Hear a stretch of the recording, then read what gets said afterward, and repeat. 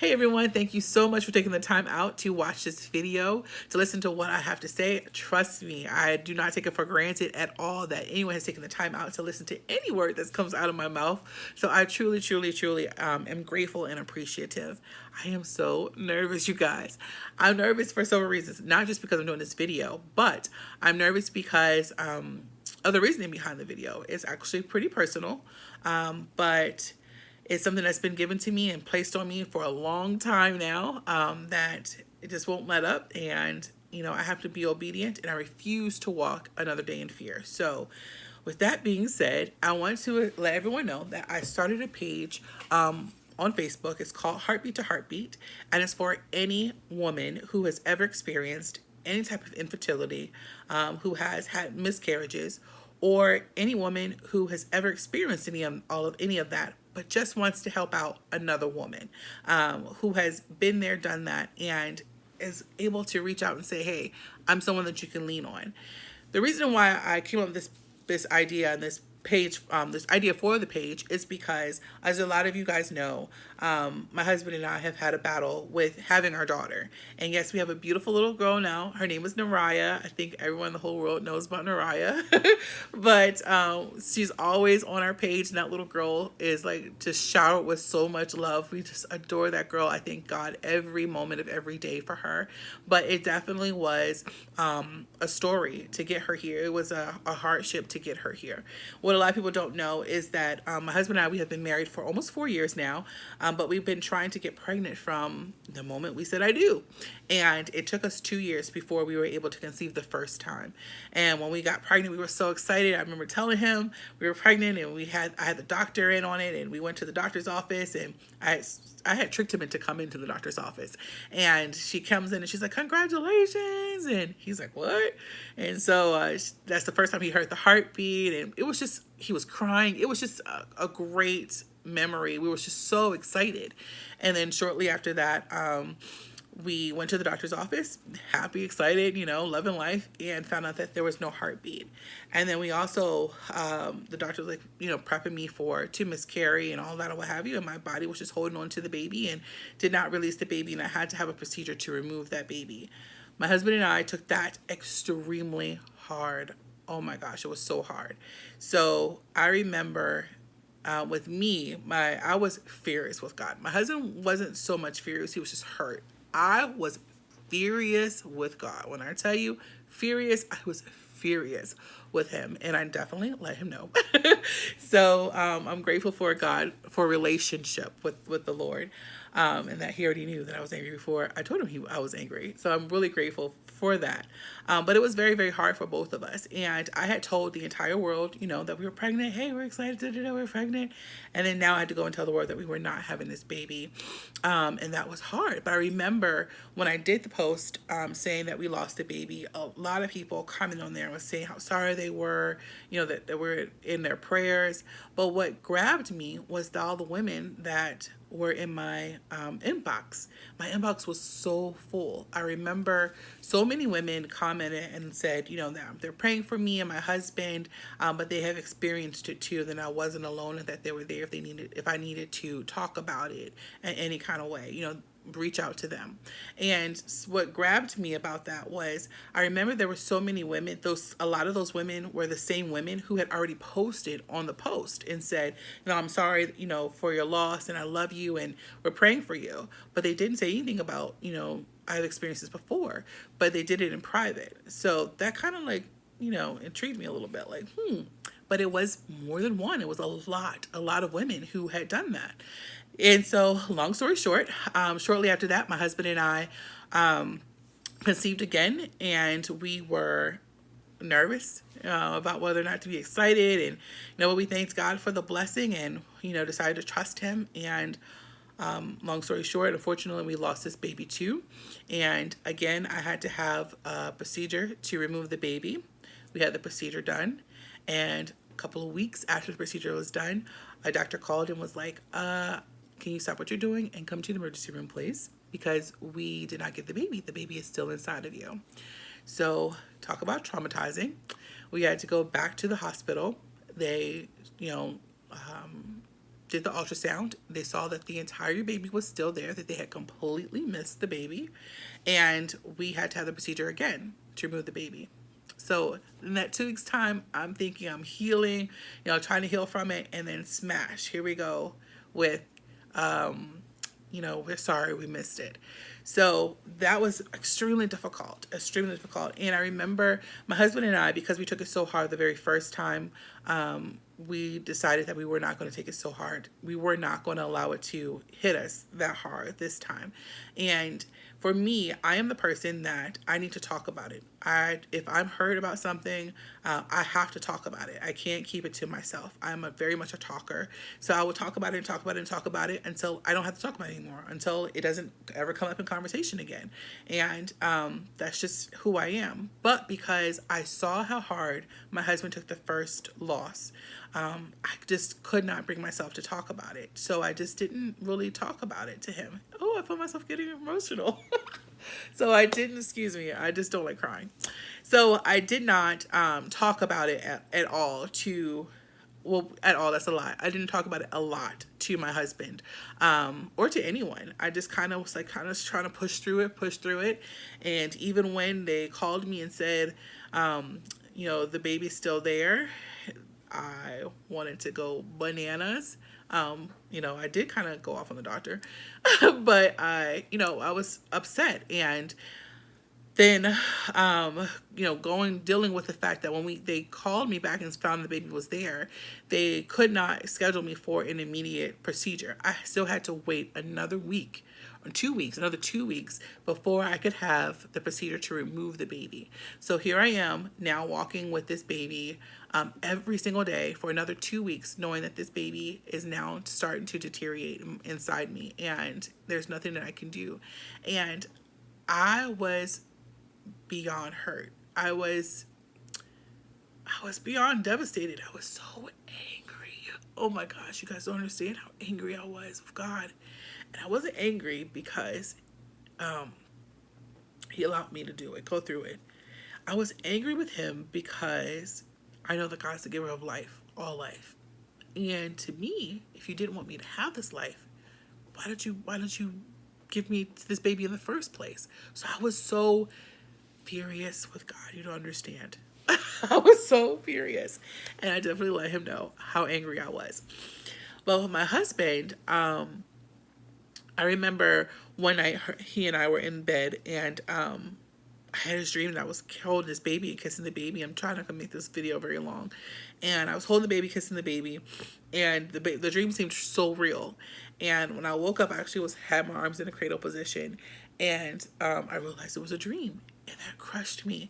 And I remember crying, but I was trying not to wake him up. So I was like, like a little, tears and stuff going down or whatever. And I just rolled over and put my head on his chest, and he didn't say anything. He just put his arm around me, and he started crying too. And we just cried ourselves back to sleep. But my husband, in the very first pregnancy that we lost, we were both extremely vocal about what was going on, where we both were in this, in the process. He was very, no matter what, we're going to stand on the word of God, we're going to trust God. And I was very much like, I don't want you even to say God's name to me. Don't talk to me. I don't want to hear nothing on the radio. And I am 100% God 24/7. I only listen to gospel music. And it all. And I remember I still talked to God, even though I was angry with him. I still talked to him to let him know I was angry. So I just still did talk to him, and I still did let him know that I loved you and I loved him. I just didn't understand what you're doing. I don't understand what you're doing. Why are you allowing this to happen? I don't understand. In all of that too, I remember telling everybody, especially my husband, babe, I'm not going to be able to handle this. I'm going to have a mental break. I'm not strong enough for this. I'm going to have a mental break. I was so terrified. If anyone's ever dealt with depression, you know that depression, that is one hard demon to battle. But I will tell you that you are victorious, that you already have the victory in that. Because I know so many people think that because they have depression, that's something they're going to live with for the rest of their life. I'm not telling you to come off your medication if you're assigned to medication. I was put on medication too. 8 years ago, I went to a therapist session with my therapist. And in the middle of the session, she stopped and said, I need to send you somewhere. because you are really bad and I am scared. And she's told me that I had to be put on this medication, that I had to be on this medication for the rest of my life, every day for the rest every day for the rest of my life. And if I had not agreed to go see the doctor, that she was going to have to contact the police and they were going to come and get me. So whether I was at school or at work or at home, they were going to come and arrest me and they were going to take me into the hospital, to admit me into the hospital. And I'm like, what? I'm not that bad. I'm not that bad off. And she was like, sweetheart, yes, you are. And so because I didn't want that embarrassment, I just went to see who she told me to see. And he prescribed me this medication. They did whatever they did on me. And he was like, oh, yes, your chemical imbalance in my brain was so bad that I needed this medication. I was supposed to be on this medication every day for the rest of my life. And I was like, the devil's a lie. I'm not taking this medication every day for the rest of my life. I don't even like taking vitamins. So I know I ain't taking this medication. So I took it for about 2 months. And I would say I remember feeling like a zombie. I do remember that. I remember I couldn't get really high in my emotions and I couldn't get low in my emotions either. So I couldn't get really excited and happy and I couldn't get really sad about stuff. And it was around the time that my grandmother passed, I recall. So that was about 7 years ago, 7, 8 years ago. But like I said, I was only on for 2 months. After that, I was like, you know what? I'm not taking this medication anymore. And I flushed it down the toilet. And I was like, God is a healer and he's going to heal me. And every single day I would plead the blood over my mind, and I would read the word about my mind, and I would speak the word about my mind, and that the word God says he'll keep me in perfect peace if I just keep my mind stayed on him. And if my mind started to wander, I would snap that thing back into place. You know, I would call like, no. What are you thinking about, Keisha? This is not what you're supposed to be thinking about. So I say all that to say, because I've heard so many people say, you know, about depression and that like this is just a part of who you are. I'm not at all trying to knock anyone who is dealing with depression. Trust me, my heart is with you. My prayers are with you. I know how hard, you know, that demon is to fight. But I am here to say that there is a healer. So I'm not telling you to come off your medication, but I am telling you to seek the healer. And so like I said, with that, I had not taken that medication in years and years. I have not been on any kind of depression medication.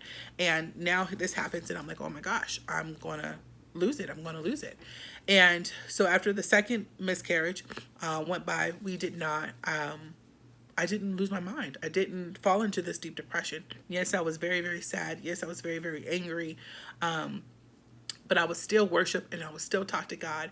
And even in me being angry, hurt, I remember in my worship thanking him for now allowing me to fall into a deep depression. I remember thanking him for, you know, keeping me in my right mind. Even though I was like, I'm still angry with you, but I love you and I thank you. And after time went by, I realized, hey, I'm good. I'm okay. But I also remember being so grateful that I had someone that I could turn and talk to, my husband. And it also made me think about all the women that were in my inbox that said, hey, I'm here for you if you ever need to talk. Because it made me grateful that I had someone that I could talk to, but it also made me think about the women who did not have someone that can talk to. And even though my husband was there to talk to and he was going through his own pain, and I understand men, you know, they do have that same emotional, you know, they go through that same emotional stuff that we go through with losing a baby, that, you know, that's their child too, you know, so they don't go through that too. But it's different with a woman, with a mom, you know, with a woman. Like, I carried that baby, you know, I felt the sickness, you know, like is some things that you just can't relate to unless you're a woman, you know. And so it hurt, and I understood that he, you know, he was there for me. I'm grateful for him being there for me. But my mom was who I really was like, I thank God, you know, for someone who was able to say, I've been there and I know this hurts, and, you know, you can cry it out, you know? So with that being said, I was talking to God one day, and I remember thanking him for keeping me in my right mind when I realized I was in my right mind. So I was thanking him for keeping me in my right mind, and I asked him, I said, you know, I know that you got the glory out of all this, because the Satan, he definitely thought that I was going to fall apart, because I thought I was going to fall apart. So he thought, I got her now. She's going to walk away from Christ. She's going to, you know, lose her mind. I got her. But I didn't. And I know that God gets all the glory for that because, you know, like I said, I'm very vocal. So God gets all the glory for that. And I'm like, God, but I want to do something more. And what can I do more? What can I do to help, you know, someone else? How can I pass this on? And then this came to me. And it was simply for me to be what I love to be, which is a big sister. And God definitely gave me this idea. So the page that he gave me and put in my heart for me to do right now, starting off with the page, is called Heartbeat to Heartbeat. And like I said, it's for any woman who has ever dealt with any kind of infertility, miscarriages, or anything like that. If you are a woman who who has experienced it or is going through it right now, that hardship, that hurt, that God, when is this going to happen for me? I see you blessing all these other women, because I left out the story that both pregnancies, you know, for the first time, my sister was pregnant we both found out at the exact same time that we were pregnant, and we were going to get our babies dedicated together. And my baby didn't survive, and hers did. And she got her baby dedicated on the day that she's supposed to get her baby dedicated. I stood right next to her, and I was thanking God for her baby, but also hurting because I didn't have one to dedicate to him right then and there. So the second time was with my cousin. My cousin and I found out we were pregnant at the same time, and I didn't have a baby. And I was like, wow, what's going on here? I'm loyal. I'm loyal to you. What is going on here? What are you doing? So, but God has a plan for everything and a reason for everything. So just trust him in all things. So with that, as I was saying, with the page, sorry, my brain, you know, trying to hold my emotions together. So, but with that, with the page will be broken down in several ways. So if you are someone who is going through and experience it, is pretty new to you, whether it's been a year or 2 years, or if you still feel emotional and raw, like it just happened yesterday, then when you join the page, you can join as a little sister. And when you join as a little sister, you will be assigned a big sister. The big sister role is someone who has already experienced it, has done that, been there, got the t-shirt, like, hey, I'm someone that I've already experienced what it's like to have multiple miscarriages. And I now have 2 children, 3 children, or I never was able to conceive, but I found joy in this way. So that's what a big sister is. Or a big sister is someone who's like, hey, I had to turn to other alternatives to have a baby, but we have, you know, a beautiful baby. Or I never was able to have a baby, but I have found joy in this way, and I want to help you in this season because I remember how it feels. I know how it feels. So that is a big sister and a little sister. The roles of those two. So if you don't want to be a big sister or little sister, but you just want to be on the page because you just, you know, want to get some kind of encouragement or uplifting, you can also just join the page and, you know, communicate and participate in all ways that you would like. I do have people lined up that have already experienced it. That's going to come on and share some inspiration. There would be doctors or nurses that will actually get on sometimes and speak about things to look for, things to, you know, ways to help you, you know, physically, emotionally, mentally. So definitely it's going to be a page of encouragement, but it's also going to be a page of sisterhood. So if that's something that you're interested in, please click on the link below, or I think I will have it most likely in the post above. So just click on the link and go to the page and just join. But send me also a private message and say, hey, I would like to be a little sister, or hey, I would like to be a big sister. And I will go ahead and assign you that way. Your big sister, I also want to say this too. Being a big sister, you are not a counselor. Okay? I have to say that for legality, right? You're not a counselor. You're just someone that has been through it, and is willing to talk to somebody. So whether it's, you know, 2:00 in the morning, like it was for me that night, like 2:00 in the morning, and you know, this little sister is hurting and she needs someone to reach out and say, hey, I just need to, you know, talk about A, B, C, or D. You know, you're willing to be that person to talk to be that listening ear. That's what a big sister's role is. So if you would like to do that, again, please just comment or go ahead and go to the page, like the page, and send me a private message with what you would like, big sister, little sister, or I would just be a happy person to watch the video and join the page and be in support. So that is that. if you go to the page, I'll break it down a little bit more how things are going to work and what all is this page is encompassing of. But again, it's just truly a page for other women to promote, to have a safe place for you to talk to each other, to love on each other, and to get through it together, and for us to trust God together. So thank you so much for taking the time out of your day again to listen to me, and I just love you guys dearly. Mwah.